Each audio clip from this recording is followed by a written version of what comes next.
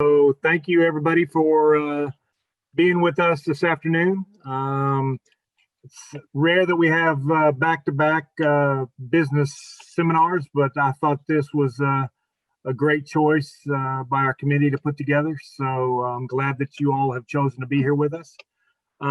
Just a couple of things. Most of y'all have been at one of these meetings before, but if you would mute yourself so we can hear the speakers and any of the other proceedings, that would be wonderful. If you have questions or you want to chat or what have you while the presentations are being done, please add those to the chat function on the right. We will do our best to be completed with the event around 1 o'clock. We'll have an additional 15 minutes of networking after the event has closed or concluded. Want to thank our sponsor, Weaver. They are a CPA firm here locally and provide great support to the chamber as well as local businesses. And with that, I also wanted to thank our Small Business Committee. Several of those people are here on the call right now. I'll let Tony take it over. And again, thank you.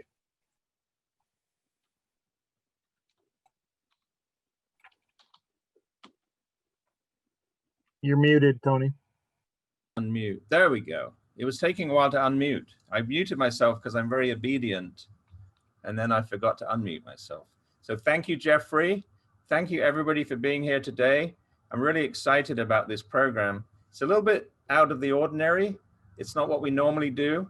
I don't know about you folks, but I am tired of the pandemic. And I wanted to have a seminar around about Thanksgiving that tried to put everything behind us and celebrate all the great things that we have in our lives. And so because it's coming up to Thanksgiving, we're having our seminar about gratitude, and we've called it Lifting Your Spirits with Gratitude. We have a wonderful speaker today who isn't a member of our chamber, but she's doing this for us because it's a labor of love. And I'm going to introduce her in a few minutes, well, a few seconds really. Her name is Lola Roberts. We're going to have 3 co-moderators today, so you don't have to listen to me for the whole thing. Again, we want to thank our sponsor, Weaver. And you know, my name's Tony McGee. I'm an ambassador and a member of the committee, and I'm a lawyer. I have my law firm called McGee Legal. And today we've got 2 co-presenters who are 2 co-moderators who are also ambassadors of the chamber. We've got Carola Broadus and Neil Riddick. So I'm just going to ask Carola to introduce herself briefly. So yes, I'm Carola Broadus with the Wellness Institute. I've been a member of this chamber for about 8 years. I'm an ambassador. I also work on the Small Business Committee, and my business helps people navigate themselves through any inflammation issues, toxic issues, with holistic wellness products, and empower themselves to take control of their situation. And I help them with that. Thanks, Carola. And then our other co-moderator today is Neil Riddick. Hello, everybody. I'm Neil Riddick with Talio Young and Associates, and I'm a financial advisor that works with business owners and families. And I've been a member of the chamber for 12 or 13 years. Oh, I didn't know it was that long. Thank you, Neil. Thank you for everybody for being here. So let me just tell you what we're going to do today so that you know not to leave your seat before it's finished. We're going to have a presentation by our speaker, Lola Roberts. We're going to follow that up with some questions from our co-moderators of Lolo. And each of our co-moderators are going to make a short statement about something that we're grateful for. Then we're going to have a musical interlude with Alex McGee, who's going to play some music for us. And then we're going to follow that up with anybody that's here, and I'll explain this in a little bit more detail in a moment, but anybody that's on the call that wants to join in, we'll have them join in too. And then we'll have a question and answer session. So if anybody has any follow-up questions for Lolo or anybody else, you know, we'll have a question and answer session. And then that'll bring us up to about 1 o'clock. So that's basically what we've got. I think it's going to be a lot of fun. So please stay in your seats, and we look forward to you participating. So our speaker today is Lolo. Her real name's Laurie, but she goes by Lolo, and I love that word, so I'm going to call her Lolo. Lolo Roberts. She is a certified coach practitioner, and she's the founder of a nonprofit called Grateful Gratitude Hearts Foundation. You can probably see my virtual backdrop is Grateful Gratitude, and you can see the hearts. And Corola's got some of the hearts too, and we'll talk about them in more detail later. So as a gratitude coach, Lolo focuses on applying gratitude to every situation when coaching other people. She believes that practicing gratitude leads to a grateful heart and a better appreciation for your blessings in life. So gratitude, she teaches, works in all coaching situations, in your personal relationships, in your finances, in your business, and in your daily living. So Lolo has coached several commercial corporations on applying gratitude to mission critical areas, such as customer service, employee appreciation, and just creating a better working environment. As the founder of her nonprofit, Lolo gives away what she calls gratitude hearts to those she appreciates, as well as to those that need inspiration and hope. Now, recipients of her hearts include the 134 officers of the Allen Police Department, 98 victims of violent crime, 965 Collin County residents who participated in Minnie's food pantry drive-through event to receive food boxes, and many more. In fact, Lolo has given away almost 4,000 gratitude hearts in the last 2.5 years. And she also has given gratitude talks to many local assisted living facilities before the pandemic hit. So these gratitude hearts are a big deal, and we're going to talk more about them later. So Lolo moved to Texas 17 years ago with her daughter Lexi, and she met her husband Wes online just a few days before moving to Texas. And maybe she'll tell us more about that later. That sounds like an interesting story. Her grandson Levi holds her heart and helps unwrap gratitude hearts when they arrive from Kenya, even though he's not yet 3 years old. And you're going to find more out about these hearts. You're going to find more about how they're made in Kenya as we go on. But that is Lolo Roberts. Thank you so much for being here, Lolo. I'm going to ask you to talk to us all, and you've got about 10 minutes for an opening presentation, and then we'll have some questions for you. So over to you, Lolo. Awesome, thank you. It's a great day to live in gratitude. And you guys, I'm sitting here looking at all of you, and I think there's really one person that I've ever sat down and had coffee with. So this is a great opportunity for me to meet some new people today. And so I'm grateful for that. Thank you guys for having me. And yes, I do want to talk about my gratitude hearts. The gratitude hearts that you can see behind Tony there are all hand carved in Kenya. And I'm just going to show you quickly if you can see my screen, okay? These are what the hearts start out like. So this is a block of soapstone. And in the Tabaka region of Kenya, there's tons and tons of this particular stone. And so there are so many artisans there that do hand-carved shapes, whether it be the hearts that I buy or figurines or animals. But it starts like this. The villagers, there's actually 20 artisans in the group that I am supporting, and I do support this group through fair trade. So everything that I'm buying is certified fair trade to bring into the US and to gift. So they go out, they'll get a 100-pound block of this soapstone, and they will drag it back to the artisan village on chains. And then what they do is they'll hit that big block with a machete till they get these smaller pieces. And the next thing they'll do is they will carve them down smaller so they start to get the shape of the heart. And they just keep notching them. I know it's a little difficult to see. And then they'll get them down to this final product, which is a very smooth, natural color heart. And what they do at this point is they will actually hand dye these. So they take a cloth and dye, and they will rub them until they start developing color. And then after they develop color, they will do all the etchings on them. And so every single one of these hearts is a piece of art. Each one is different. Even though you may see multiples that look similar, they're all going to be different because they are done by hand and not by a machine. So I am now buying these at 1,000 at a time. When I first started buying them, I was buying them locally in McKinney from a little fair trade store. I saw one that said gratitude on it, and I had just started my nonprofit, which is all about anchoring people to gratitude by holding these hearts. 25 went to about 75 a month, went to 125, went to 350, and finally I had to go directly to the importer to buy them. We're that blessed that we have that many people to share these with. And a lot of these I share out of gratitude. If someone has done something good in our community, like when Tony talked about the 134 police officers in Allen.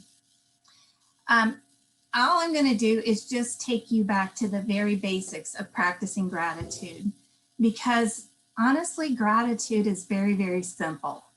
And it's easier to practice gratitude than it is to practice negativity. You know, same old thing. It's easier to smile than to frown. And so one of the most important reasons I emphasize to people on my first visit with them is it's important to practice gratitude, because gratitude and fear cannot live in the same place. So if you tend to be a fearful person, if you start looking at your blessings and the things that you're grateful for, fear is going to have to go away. So that's why I feel like it's really important initially to understand that you can alleviate fear and anxiety by practicing gratitude. That's also why it's so important that we feel to anchor someone to the gratitude heart, because if you're practicing gratitude regularly and holding a gratitude heart, which we advise that before you go to sleep every night, you hold your heart, put it over your heart, and give thanks for one thing that's happened throughout the day, because that allows you to go to sleep with gratitude and a nice clean heart so that you sleep better. And it's proven when you practice gratitude, you will sleep better. So if you have a period of anxiety or a storm in your life, if you can go and hold your gratitude heart, it can remind you that, hey, I've got a lot of blessings and I've got a lot of good things to be thankful for. So that's number one.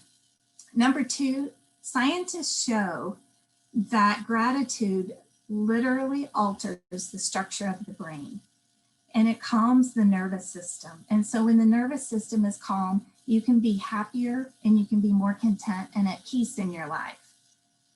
So I think the thing too I want to talk about is, you know, the village. I've become very aware of how blessed we are as Americans, because the village that I work with in Kenya, those artisans make $5 or $10 a day. Each one of these hearts take 3 to 4 hours to carve and make. And so when I realize that they're working all day long, maybe producing 3 hearts for my ministry or my nonprofit, and it's the price of a latte, it really puts some things in perspective for me. And the village that I buy these from are grateful for clean water or shoes.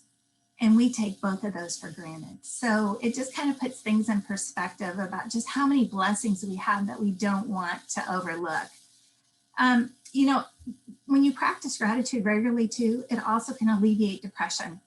And with the pandemic, you know, the depression rates have gone up. And so that's why I'm really focusing on getting out there and helping people to practice gratitude more. So another great benefit of gratitude.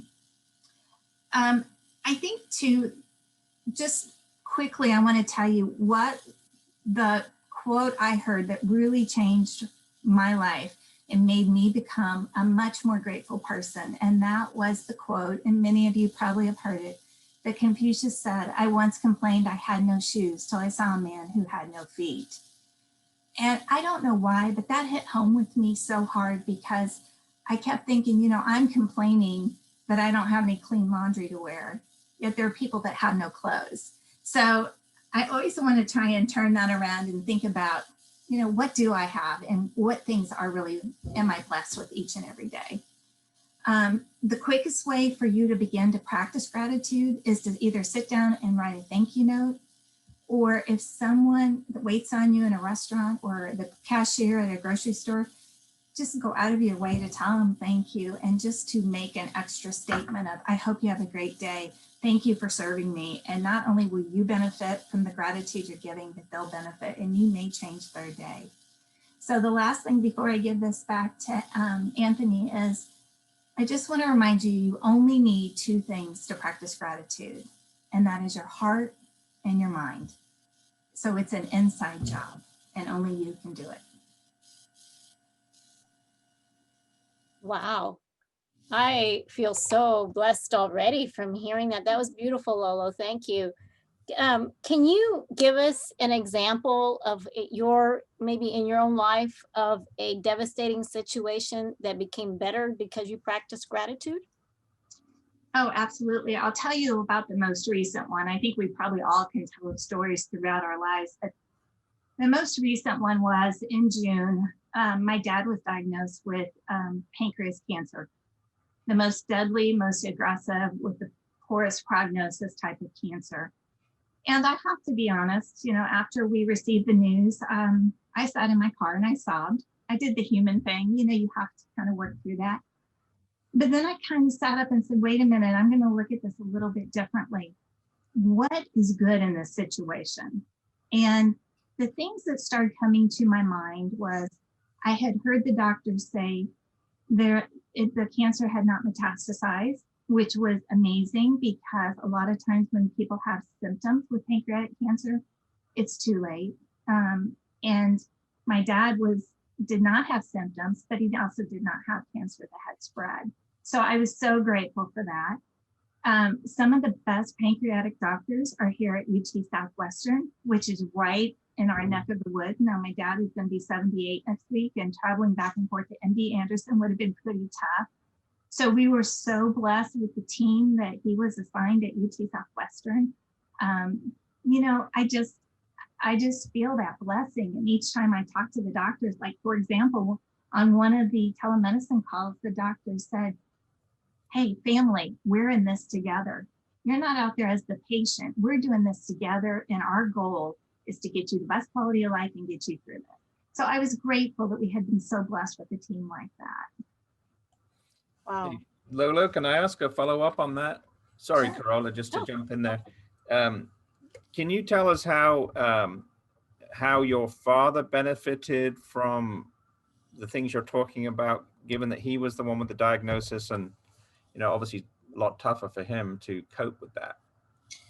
Absolutely. And just to tell you a quick little other bit, he originally was diagnosed at MD Anderson, and the doctor at MD Anderson said, I'm so sorry, this is just this is a tough thing. And, I'm sorry I have to give you this news, prognosis isn't good. Yet we turned around and the doctor at UT Southwestern says, oh, I see this all the time. This is going to be fine. So every day that I went to visit my dad, I found something for us to be grateful for together. And we would watch videos that were on YouTube from UT Southwestern about pancreatic cancer, what the treatment would be. And every day we just kept saying, but we're grateful that we're here, and we're grateful that we have family support.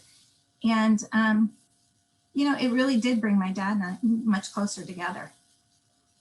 Thanks. Sorry, Carola, I kind of jumped in there. No, that's Back okay. to you. That's why we're here. Yeah. So that is so, it is just so uplifting to hear. I think, I would like to share a time that I had where I had to pivot towards the side of gratitude due to a tragic situation. And so some of the people on this call know the story, but for those of you that don't, it was around 1997 and it was in San Antonio, and I had an answering service that I had started, and it was a communications company that was an answering service paging cellular phone company. And we were 10 years in business at that time. And we had a young lady that worked for us that put a restraining order on her boyfriend. He was disgruntled.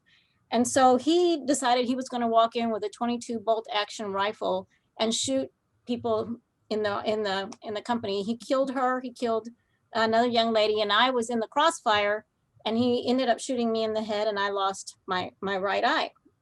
And so I had to pivot. You can only imagine not only all the surgery that was involved in that week long of stuff, but imagine putting your hand over your eye or closing your eye for 10 minutes and just working that way now, or putting a patch on your eye and you functioning the rest of your life. And so very quickly I had to move in that area. So I had, as I'm laying there in the bed, helpless and tubes, I had to literally start thinking from that moment how I was going to function through this. And it was really gratitude.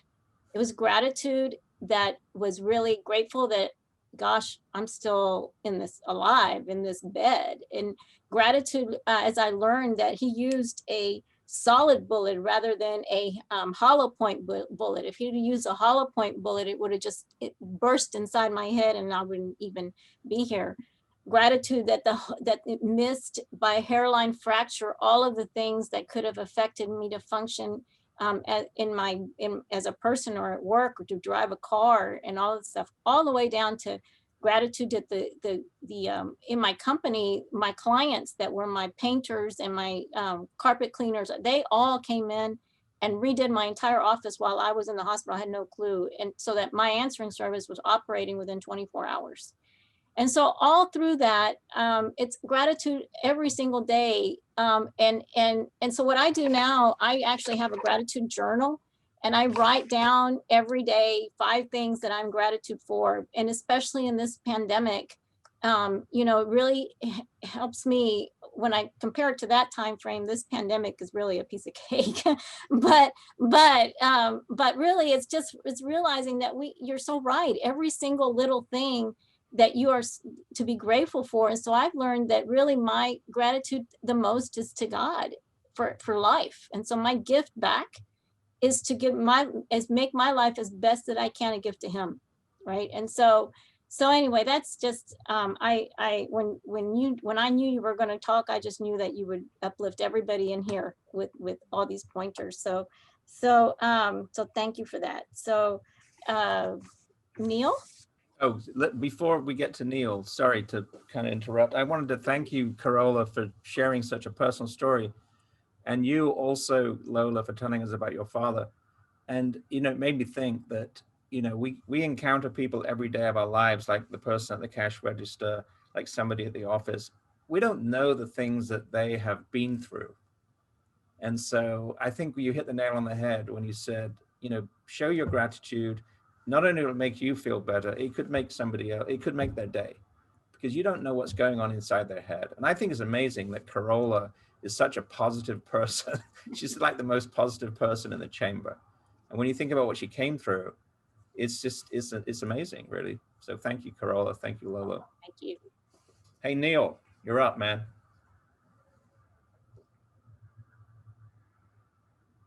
You're on mute, man. There we go. That'll help. There we go. I've done these before. I know you couldn't tell that, but I'm going to start with the 2 people that interject in my life on a regular basis that I'm grateful for, and that's Carola and Lori, or Lolo. Both friends of mine and both speak positive in my life and watch their positive, and I'm grateful for that. But Lolo, I've heard you talk before about the concept of gratitude. Will you mind explaining to the call about gratitude? Absolutely. And really, gratitude is kind of a term I coined. I was in Market Street one day, and I was a big cash register checking out, and I overheard to my left 2 ladies that said, "Oh my gosh, I haven't seen you in forever." And they started a conversation. And I'm going to be honest, I was eavesdropping, but they were also talking loudly.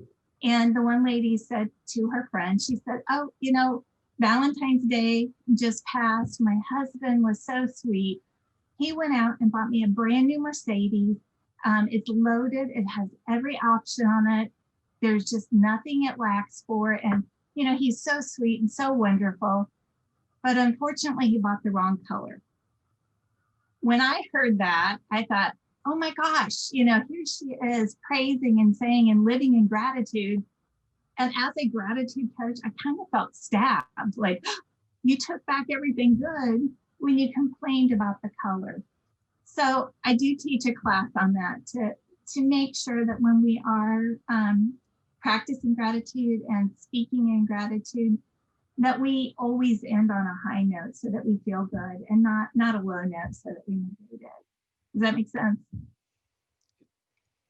Yeah, it makes a lot of sense. And Lolo, I had a question. Sorry, I'm going off script a little bit, but it's everybody has negative experiences, and you try not to let them out. You try, but bottling them up doesn't always help. So So there are times when, you know, there are people in your life where you can vent to and release some of the pressure. But I do that. And sometimes afterwards I feel bad about having done it. Do you have any, do you have any ideas about how people can take those negative feelings and somehow, you know, turn them into something positive? Just specific feelings, Yeah. like you have anxiety and you need to not spew everything on another human. Is that Yeah. what- Yeah. There's several things. Again, another reason why I anchor people to the gratitude heart, because there are times that I am so frustrated and I just want, I don't want to calm down and count and say, stop it. You know, that's a human emotion to have to feel that way.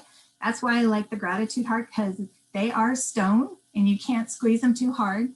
I think another place is where Corolla, her gratitude journal comes in, because if you have all that stuff written down and you are able to go back and read that, hey, 4 months ago, I was grateful for this, it'll start to change that so much. And really, I highly recommend you don't spew everything to a friend, because number one, you don't know that that information that you're giving is going to be secure. So I would say if you could kind of calm yourself a little bit, mindfully just calm down and do something that's comforting for you. I have people that I sometimes tell, if you don't have a gratitude heart or you don't have a way of anchoring to something, find something that means a lot to you. I've told moms to carry their baby's hospital bracelet in their pocket. And if they need to remember to be grateful, they can, you know, touch that and remember that. Or I know I have a lady that had a river rock that she carried everywhere with her because it reminded her of something peaceful. So I hope I'm answering your question. Yeah, that's a great idea. Thank you. Thanks so much. So now I've got a question. What is the simplest way to practice gratitude when somebody has hurt you or is purposefully trying to hurt you? So unfortunately, there are people out there that are very unhappy, and sometimes we are the target. I'll tell you a quick story about a gentleman that wanted to be part of a networking group that I was in, and it was exclusive, and we already had his spot filled. So he got very bitter and very angry. We used to meet at a local hotel. We would buy coffee. They'd give us free pastries. And they gave us a great rate. And he actually went in and asked, can I bring my group in immediately after her group, drink their coffee and finish their pastries and not have to pay? And of course, he didn't realize that the general manager of that hotel was a very good friend of mine, and they said no. So he was so upset with me that at our next chamber meeting, networking meeting, he decided to use his 30-second commercial to personally attack me. And he just said, you know, I have to form this new group because she won't let me in her group, and called me out. And so I got up and walked out of the room and took a deep breath. And I thought, okay, I'm not going to let him ruin my day. This is all his issue. It's not mine. I'm going to find 3 things about him that are positive to get myself in a better spot. I'm going to tell you they were very superficial things because I was in a really hot mood. But I just basically said, you know what? He's a very nice dresser. He's always clean. His clothes are pressed. I remember someone telling me that he was a great father and really provided well for his family. And then I'm just pacing the floor going, what's number 3? What's number 3? And I finally just said, his fingernails are clean. Now, that is very superficial, but it is a way to work through when someone has personally hurt you. But that's a process. You have to keep building on that and finding better and better things. I do want to tell you that was 2 years ago, and he was elected to a board of directors that I sat on. So I had to sit with him every month. He now donates to my nonprofit. I have lunch with him, and the whole relationship has changed. Excellent. And does he still have clean fingernails? As far as I can tell. Okay. Because of Zoom, but I'm thinking so. So how did it make you feel that you went through that process? Well, I'm going to honestly say it was probably about an 8 or 9 month process. I had to daily say, because truly I was hurt because there were 65 people in that room and I just felt like my reputation had been questioned. And so every day I went a little further and a little further with my appreciation for him. And every time a negative would pop into my head about him, I just have to push it down. So it helped me heal. Yeah. You know, and usually when people do that, they don't even know they're hurting you. Yeah, and as I was saying earlier, you know, maybe there was something going on in his life that made him feel that way. And you know, you don't need that to infect you. Right. Okay. Well, thank you for that.